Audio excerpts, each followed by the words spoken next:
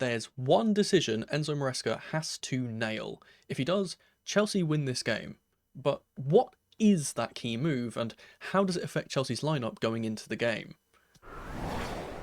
Let's look at the Chelsea team first. Wesley Fofana, Mark Guiu, Amari Kellyman and Aaron Anselmino are injured and won't feature, Misha Mudryk is still out with suspension, and Christopher Nkunku and Robert Sanchez are to be assessed before the game. I'll be putting our Chelsea side into the 4-3-3, though this will change in-game into a 3-4-3, which I'll touch on a little bit later. First up in goal will be Robert Sanchez. Despite his knock, I'd expect him to play in such an important game where we'd need his shot stopping.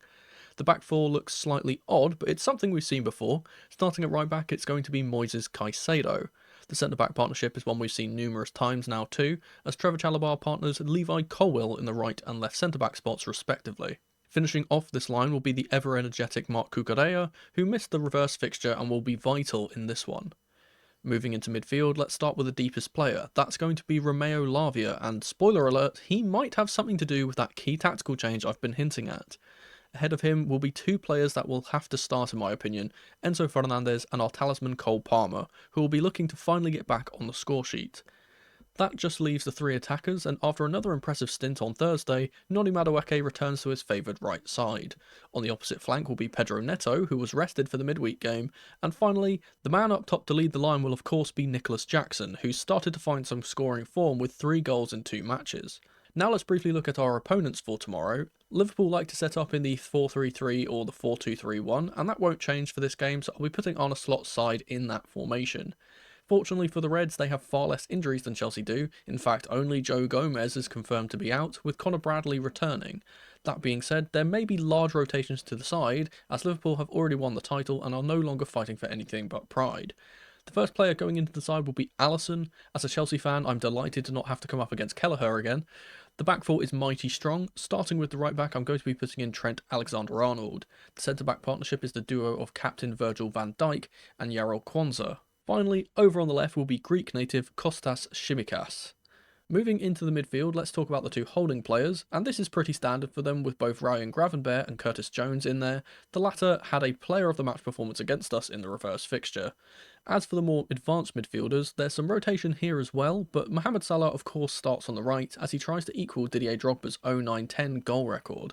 In the centre rotates in Harvey Elliott, and finally on the left will be Cody Gakpo.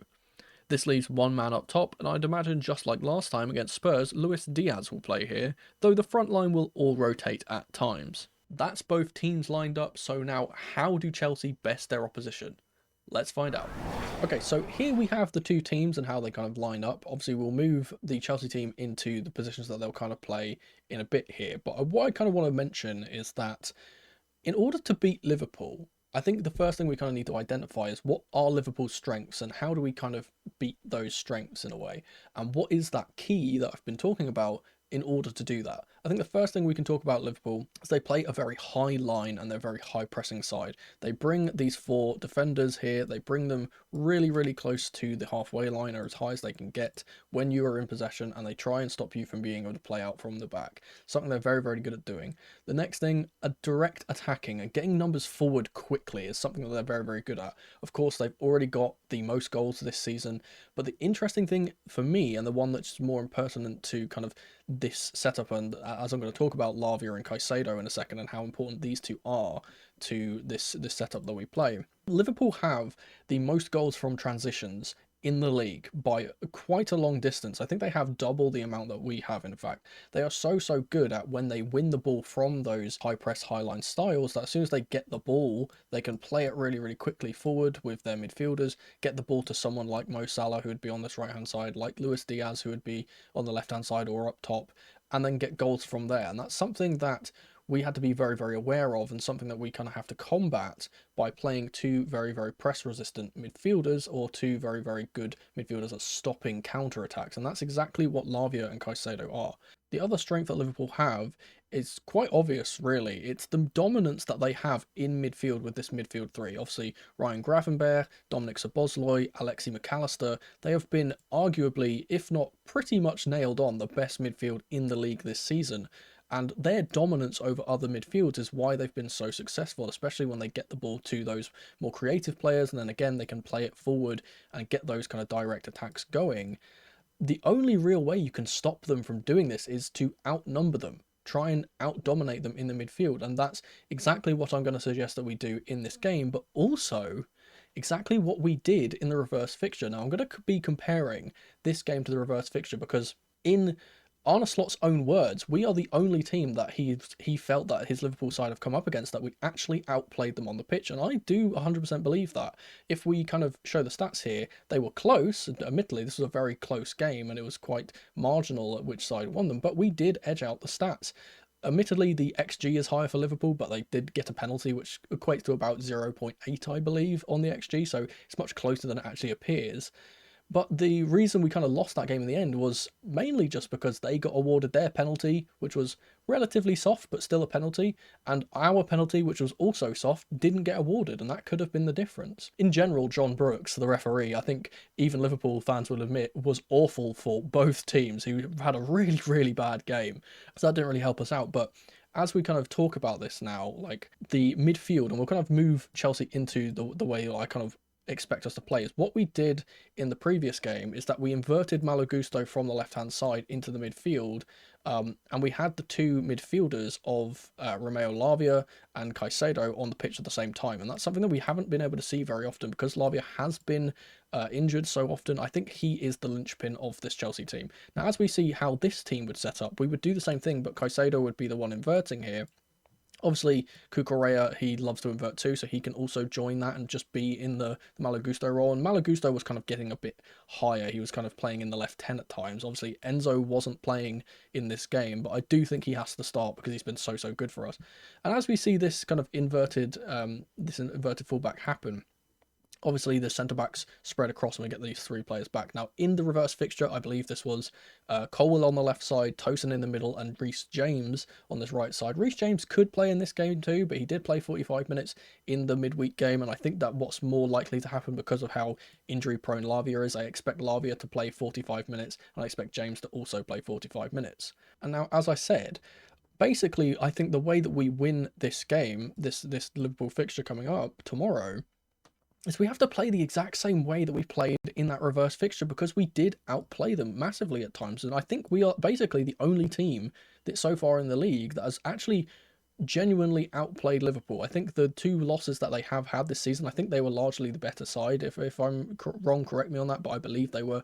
But this is one of the only teams that Arne Slot, again, has openly admitted we outplayed them. And I think what we kind of have to do is follow that same pattern from that game. And what I'm going to do here now, so I'm going to show some examples, in-game examples of some points of what we need to do. Now, the first thing that we need to do, and to be able to outplay them, as I said, I've moved the players around here, is to absolutely be nailed on perfect with our counter press. Now, Liverpool, again, they do like to play direct, but they like to get the ball high with their centre-backs. For example, Virgil van Dijk on this left-hand side, or Konate, or whoever is playing here. They like to get the ball, they like to dictate play by passing it, getting it to creative players like Trent, or getting the ball up to Salah so he can go on mazy runs and try and score into the far corner, things like that.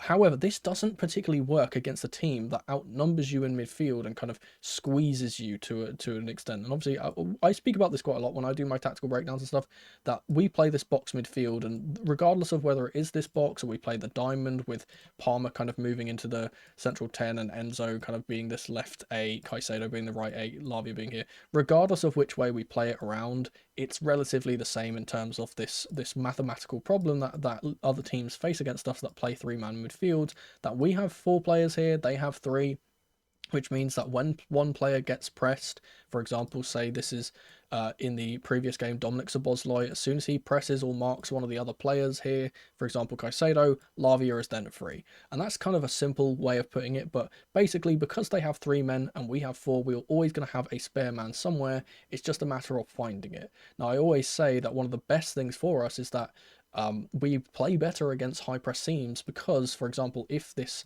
midfielder is pressed up here and we can escape this press, look at Enzo in all of this space. Look at all the space that he has because he's the spare man, but he's further up the pitch. Now, again, because of how they press and it mostly forces teams to go backwards, it's really, really successful for them doing this. But against Chelsea in that reverse fixture, because Romeo Lavia and Caicedo, these two keys that I keep telling you about, because they are so press resistant, we were able to kind of navigate the ball around them, get the ball through the lines, and then go on our own attacks and kind of create chances that way. Now, as you saw from the stats that I put up earlier, we actually did have more shots in this game. We created more chances than Liverpool, but the difference between the two teams was the fact that Liverpool were just a bit more clinical than we were, and most of our kind of chances that we got were kind of half chances or, you know, snatched at, that type of thing, whereas their chances were much more clear cut, I would suggest. But again, so we would see this happening in that reverse fixture all the time, that counter press and that ability to kind of step on the opposition midfield. Because we outnumber them, we can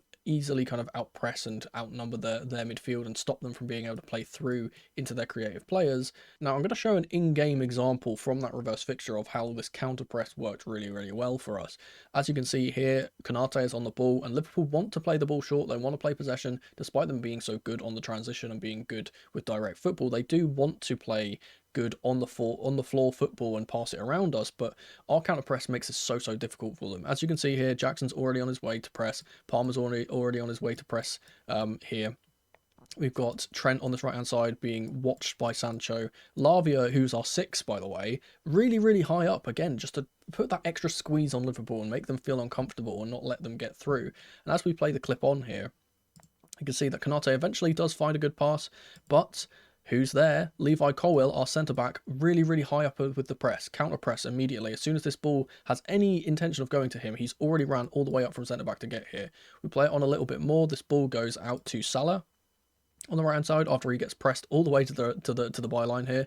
The ball goes to Salah, but again, Malo Gusto all over him with the counter-press. He cannot get a clean connection on the ball, and what happens here is that the ball falls directly to our midfielder, Romeo Lavia, and even though he's trying to get this ball, and Salah does eventually get the connection on the ball here, that this pressure from Romeo Lavia to kind of get forward and stop him from comfortably getting the possession here allows this ball to fall straight back into our hands. As we play here, Lavia makes a tackle, Caicedo picks up the pieces, plays it up to Palmer, who then plays it on to Madueke on this right-hand side, and we get an attacking opportunity from Liverpool trying to play out from the back because our counter-press is so good. This is just one example of this happening multiple times to Liverpool throughout this game, especially in the first half. And yeah, we kept counter-pressing them, getting the ball back and keeping possession. And that's something that we did superbly, and we can definitely do again if we do employ that in this game coming up. Now, I think some stats that also back this up, not just the actual in-game example, some stats that back this up is if you look at the passes into the final third, or passes in the final third that Liverpool played, they're less than half of ours. This is a Liverpool team that are so direct and so good at attacking, and they could hardly get the ball into the opposition's attacking area. They couldn't get it there the entire game. It was really struggle for them to do that. Which kind of leads me on to my second point here, and another thing that we kept doing very well is our actual forward press, not just our counter press, but our forward press with Jackson and Palmer and Neto and Madueke or whoever was playing at the time, was forcing Liverpool to go long, which is something that, yes, they can do, and again, they are a direct team. They do have players that are fast in behind, like Mohamed Salah, like Luis Diaz, for example. But it's not really what they want to do. They want to get the ball into the midfield and use these creative players. They're dominant midfielders. They want to use those guys, especially someone like Ryan Gravenberch. They want to get the ball to him, allow him to spin, and then drive up the pitch with the ball. It's something he's so good at doing. We see it all the time. But we didn't let them do that. Whenever the ball was with the goalkeeper or with Virgil van Dijk or Konate or whoever, we would step on them so much that they eventually just had to say, you know what, we can't play this way. We need to play the ball forward. And they would play the ball forward and lose all of the aerial duels. And I'll show you the stats here again. They didn't win hardly any of the aerial duels in comparison to us. Tosin had a very good game in that regard, winning all his aerial duels. And you can see from the stats here again that they had way more long balls than us, but vastly they were unsuccessful at doing these. Only 36% completed long passes in this game. Now I can show an in-game example of this happening too, with us trying to force Liverpool to go long. And we can see this is a goal kick for Liverpool. Kelleher is already on his way to pass this ball to Van Dijk. Look at Palmer's position. Obviously, he has to be outside the box. Madueke, again, has to be outside the box before the goal kick is taken. But as soon as this ball is taken, you can see he's already on his way, right? Already on his way to press Van Dijk here. As we play the clip on, We see Palmer gets up to Van Dijk. He's so quick to get to him. They actually just blast the ball at him and it goes out for a goal kick. And you can see the result of what actually happens here. Obviously, they get the ball back really quickly. That pressure, even though it doesn't result in us getting a goal or anything like that, what it does is it changes the mindset of the back line of Liverpool. Because watch what happens here now. Where the ball will be placed back down. Van Dijk will go to give this ball back to Kelleher. Palmer gets outside the box so the goal kick can be taken. And watch what happens. Now Kelleher says, you know what? Screw this. We're not playing it out from the back anymore. It's going. There's a long ball coming. And we can see immediately he sets off with this long ball. Everyone else is kind of committed to this going forward as well. But what ends up happening, and we'll play the long ball here, ball goes all the way over the top, up to Cody Gakpo. Tosin wins the header, as he so often did in this game.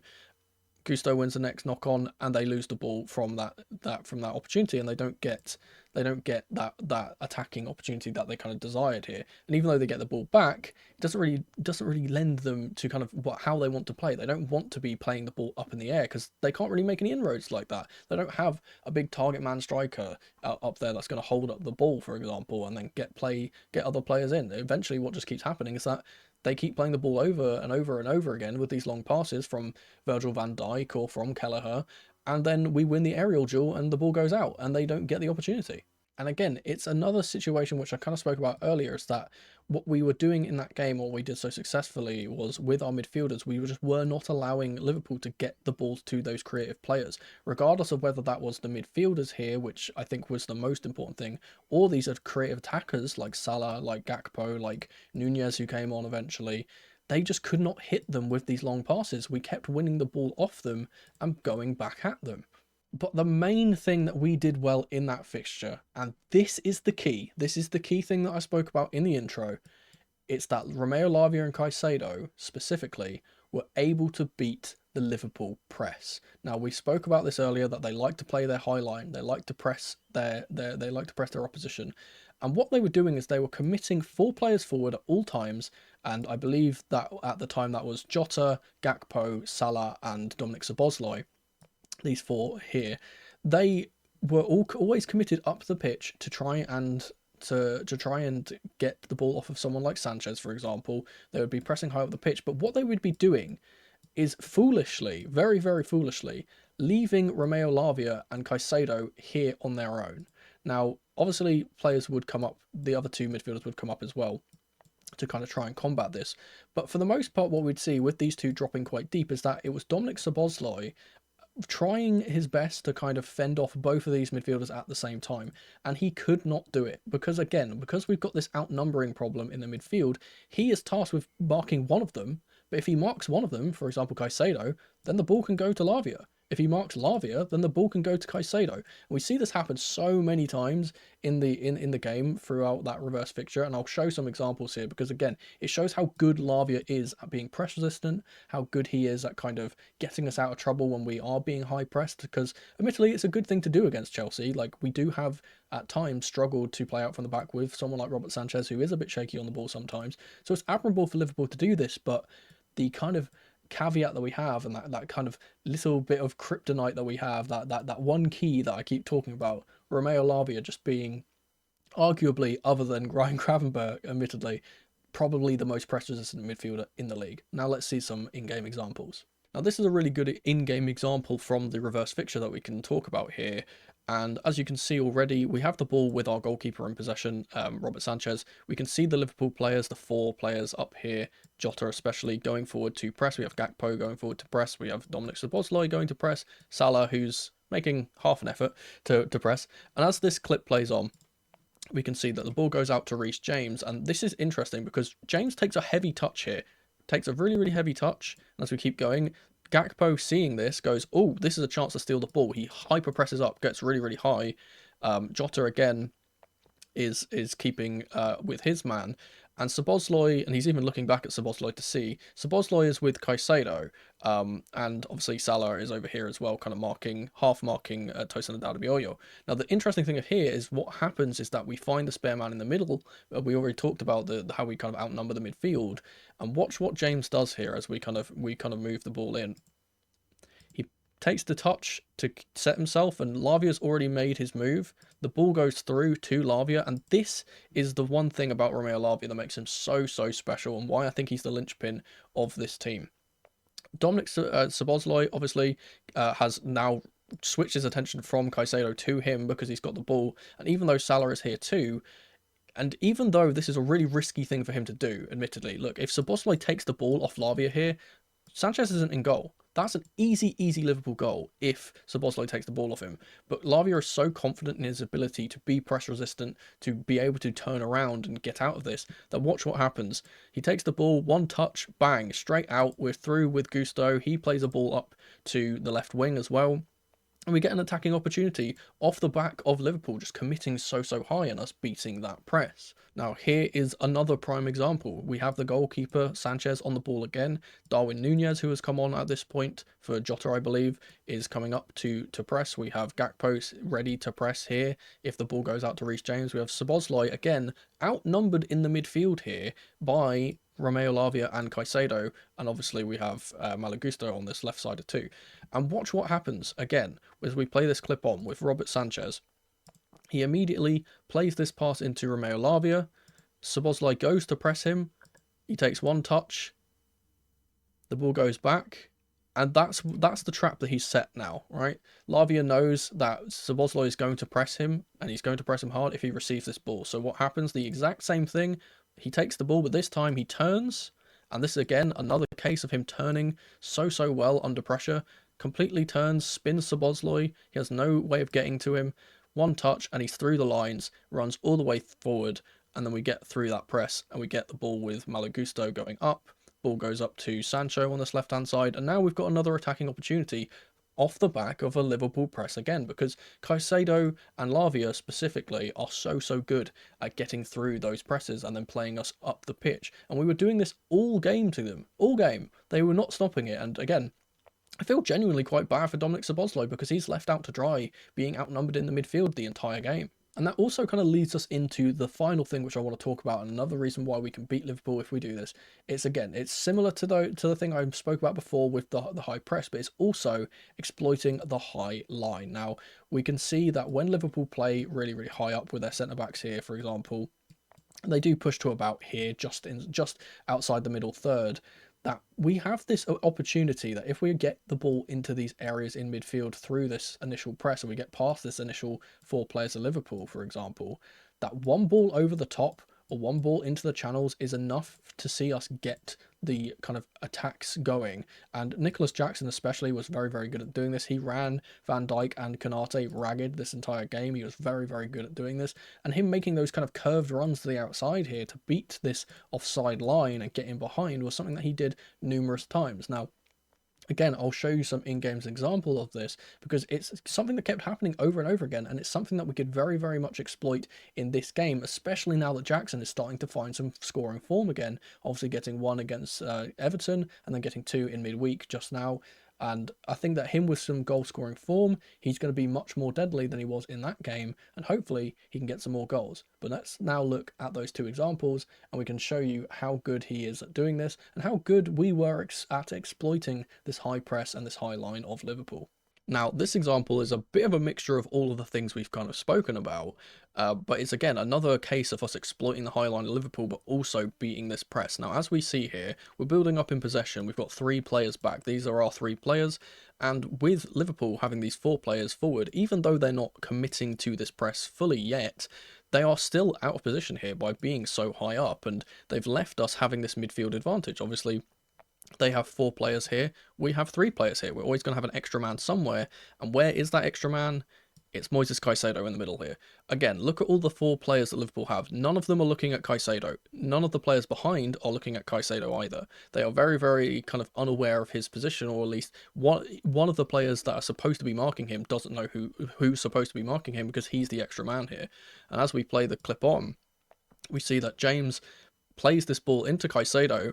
And the thing which is great that he does here is, again, you see we've already beaten this line. We see the Liverpool line all turning around. Even Szoboszlai, you can see here, is putting his arms out. He's saying, who's marking him? Where is the marking? And we've already beaten this line. And watch what Caicedo does here. Again, it's something that Lavia does really, really well, but he does it really well here. He turns on a sixpence. And now you can already see it again. Here's the idea. We see Jackson already making his way forward. We see Gusto in this left 10. He's obviously inverting from the left side. He's making the run forward. We see I believe this is Pedro Neto. It might be Sancho. I'm not sure. I think it's Sancho on the left side also going up. But look, he's already seen this run. He knows he's going to play that ball in behind, and the two centre backs are, because they are obviously making a recovery, Jackson's already on his way before these two have reacted to kind of go back with him. And then as we play the clip on, here we go.